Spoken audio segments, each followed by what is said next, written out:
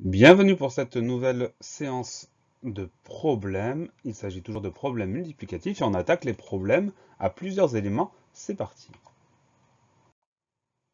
Cette leçon porte sur des problèmes multiplicatifs. On se rappelle, un problème multiplicatif est un problème qui peut être résolu par une multiplication ou une division. Pour trouver la bonne opération, il faut bien comprendre le problème et c'est le but de ces séances.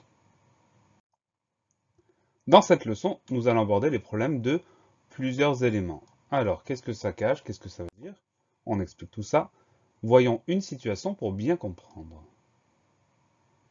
Un lustre est équipé de 8 ampoules. 5 lustres seront équipés de 40 ampoules. Donc ça, c'est une situation, ce n'est pas un problème, c'est une situation qui permet d'illustrer ce qu'est un problème de plusieurs éléments.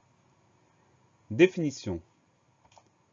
Plusieurs éléments contiennent le même nombre d'objets. Donc dans notre situation, on a des lustres qui contiennent tous 8 ampoules. Donc un lustre contient 8 ampoules, 5 lustres contiendront 40 ampoules. Chaque lustre a le même nombre d'éléments. Donc si on a plusieurs lustres, on connaît le nombre d'éléments total. Le schéma qui correspond à tout ça, c'est celui-là.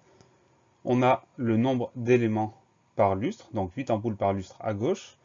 On sait qu'on a 5 lustres, donc on va avoir 40 ampoules, puisque on va avoir 8 ampoules fois 5, ça nous donne 40. Voilà le genre de problème qu'on va traiter aujourd'hui. On va prendre un premier problème pour aller dans le détail de cette première séance. J'ai acheté 3 paquets de biscuits, chaque paquet contient 9 biscuits. Combien de biscuits ai-je acheté? Là, on voit qu'on est dans le même genre de problème, un problème de plusieurs éléments. Dans ce type de problème, on ne parle que d'une seule chose. Ici, on parle de biscuits.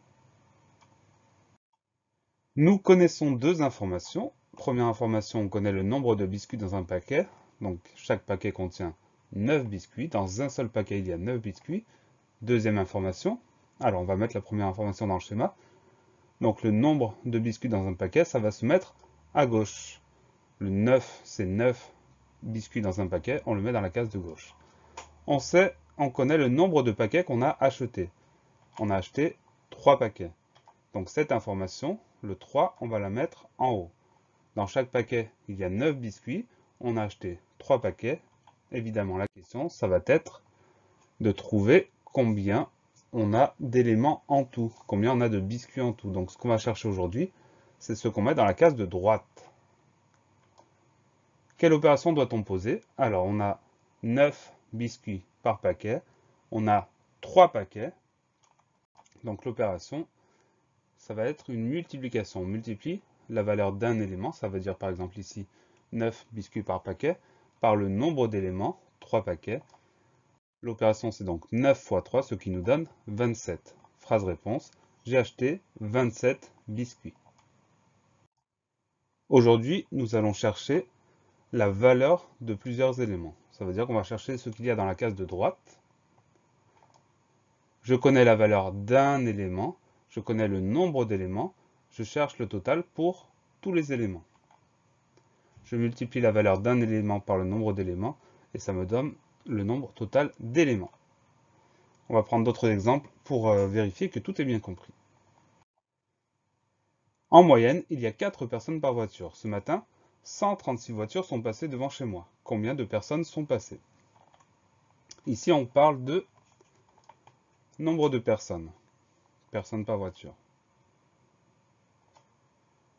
On sait que un élément, ça veut dire une voiture, correspond à 4 personnes. Donc le nombre 4, je vais le mettre dans la case de gauche.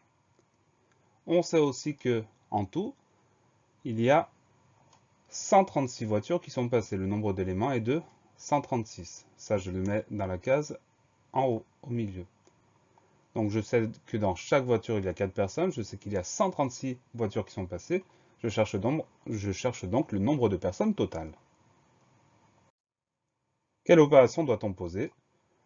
4 fois 136. Donc on pose l'opération sur son cahier, sur son ardoise et on trouve le résultat. 544. Phrase réponse. 544 personnes sont passées devant chez moi. Allez, d'autres exemples. Durant une compétition de tir à l'arc, chaque joueur tire 36 flèches. 42 joueurs ont participé. Combien de flèches ont été tirées? Ici, on parle de nombre de flèches.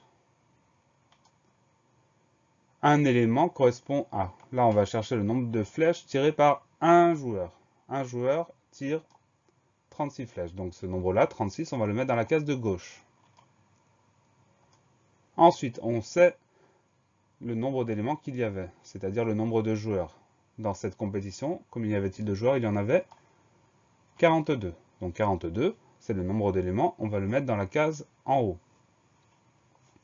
Ensuite, pour trouver le nombre total de flèches qui ont été tirées, on sait que chaque joueur a tiré 36 flèches, on sait qu'il y avait 42 joueurs. Donc pour trouver le nombre total de flèches, quelle opération doit-on poser? 36 fois 42. Donc 36 fois 42, c'est une opération qu'on pose sur le cahier, sur l'ardoise, peu importe, et on trouve le résultat, ça nous donne 1512. Phrase-réponse, 1512 flèches ont été tirées. Allez, autre problème. Un maillot de football est vendu 45 €. Un club en a commandé 74. Combien le club va-t-il payer? De quoi parle-t-on dans ce problème? On parle du prix de maillot de football.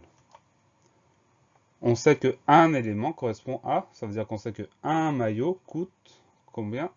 45. Donc 45 € pour un maillot, le 45, on va le mettre dans la case de gauche. Un maillot coûte 45 €. On connaît aussi le nombre total de maillots, c'est-à-dire le nombre d'éléments. Combien y avait-il de maillots dans cette commande? Il y en avait 74. Donc le 74, on le met en haut. Maintenant, on veut savoir combien le club a payé. Chaque maillot coûte 45 €. Il y avait 74 maillots.